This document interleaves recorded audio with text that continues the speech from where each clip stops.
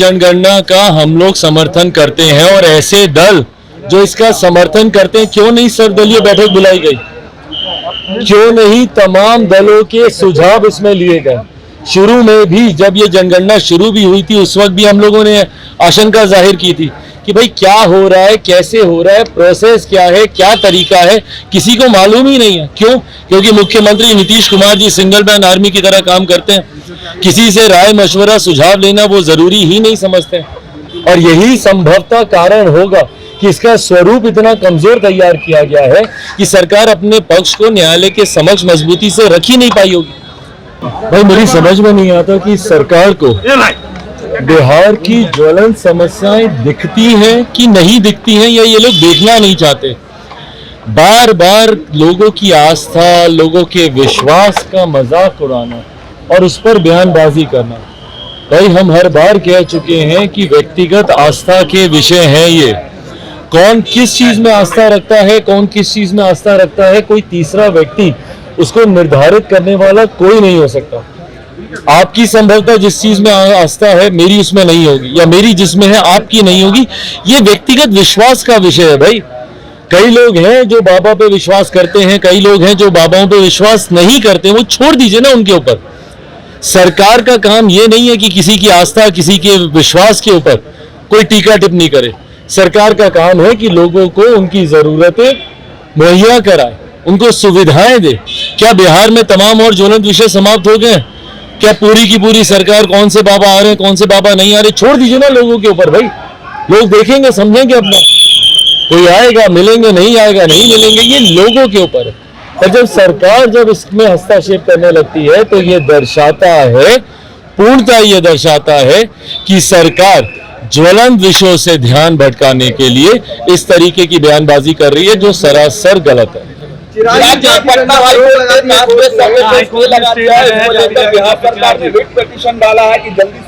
हाँ, writ petition अब इनको डालने का याद आ रहा है ना कि जल्दी सुनवाई हो।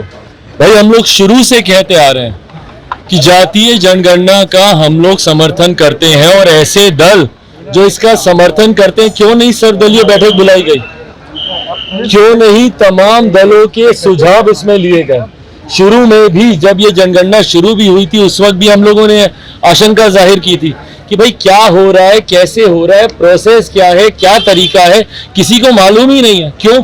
क्योंकि मुख्यमंत्री Nitish Kumar ji single man army की तरह काम करते हैं। किसी से राय मशवरा सुझाव लेना वो जरूरी ही नहीं समझते और यही संभवतः कारण होगा कि इसका स्वरूप इतना कमजोर तैयार किया गया है कि सरकार अपने पक्ष को न्यायालय के समक्ष मजबूती से रख ही नहीं पाई होगी और परिणाम स्वरूप न्यायालय ने इसके ऊपर अंतरिम रोक लगा दी है।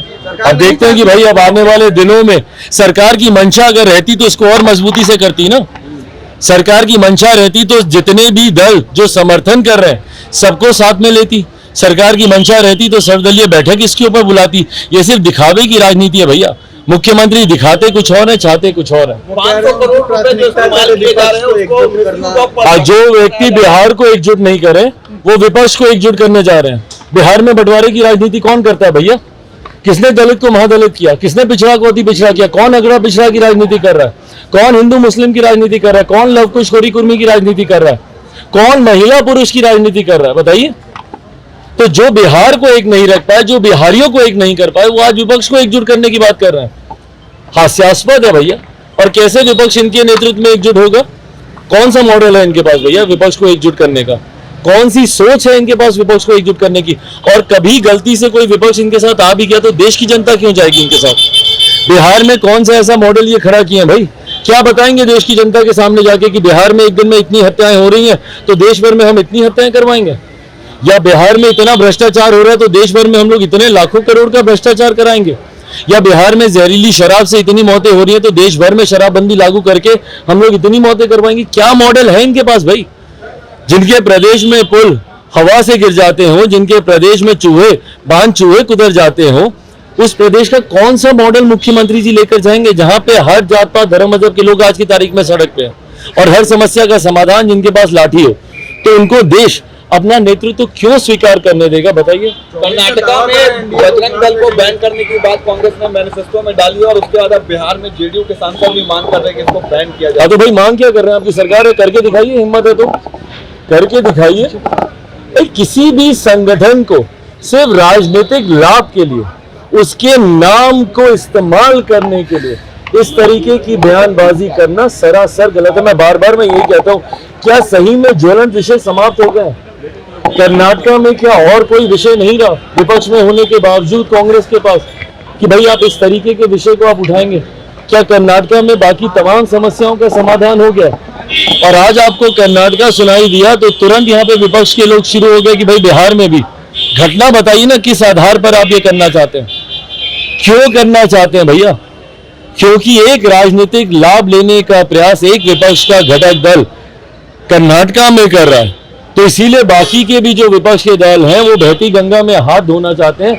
इसीलिए भैया बिहार में भी इसको बैन कर दिया जाए। कुछ आधार है किसी चीज को बैन करने का, या आए गए कल को जो आपका मन करेगा आप करेंगे? तानाशाही की सरकार चला रहे हैं या लोकतंत्र की सरकार चला रहे हैं?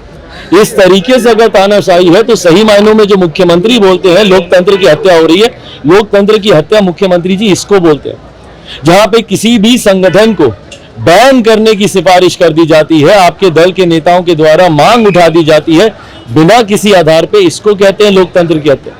लोकतंत्र की हत्या 2017 में आपने की थी, जब जनादेश का अपमान करके आपने दूसरी वैकल्पिक सरकार बना ली थी, और 2015 के जनादेश का अपमान किया था। लोकतंत्र की हत्या आज आप कर रहे हैं। जनादेश एनडीए के लिए था, महागठबंधन के सरकार के साथ आप सरकार चला रहे हैं। ये तमाम परिणाम, ये तमाम प्रमाण है कि कैसे मुख्यमंत्री नीतीश कुमार जी लोकतंत्र की हत्या करते हैं, कैसे नीतीश कुमार जी की लोकतंत्र विरोधी सोच रही है।